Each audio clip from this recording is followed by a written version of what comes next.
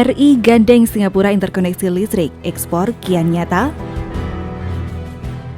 Tidak bisa diterus-teruskan. Dan itu sejak 2020 sampaikan pada Pak Menko Luhut, stop.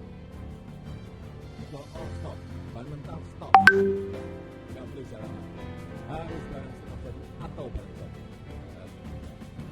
Rencana RI untuk mengekspor listrik ke Singapura semakin nyata. Hal ini tidak hanya dilakukan secara bisnis antara perusahaan Indonesia dan Singapura, namun juga dipayungi oleh kesepakatan di antara kedua negara. Pada Jumat 21 Januari 2022, Menteri ESDM Arifin Tasrif dan Menteri Kedua Perdagangan dan Industri Singapura Tan Sileng menandatangani MOU di bidang kerjasama energi. Penandatanganan MOU kerjasama energi ini menjadi salah satu poin yang disampaikan pada pertemuan Leaders Retreat antara Presiden Jokowi dan Perdana Menteri Singapura Lee Hsien Loong pada Selasa 25 Januari di Bintan.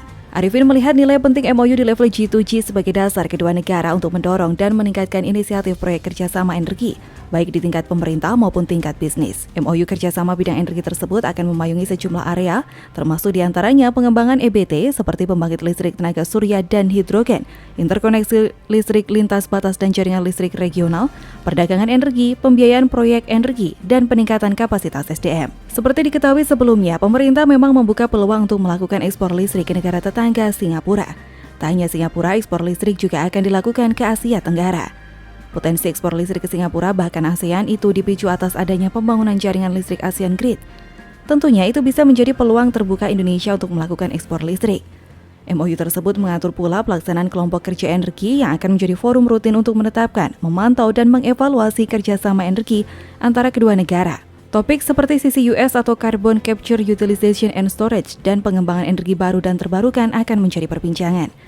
Dalam kesempatan itu, Arifin juga menyampaikan urgensi pengembangan EBT antara kedua negara untuk mendukung pengembangan Green Data Center dan industri berbasis EBT. Pengembangan EBT juga akan berkontribusi pada upaya transisi energi dan komitmen pengurangan emisi karbon kedua negara.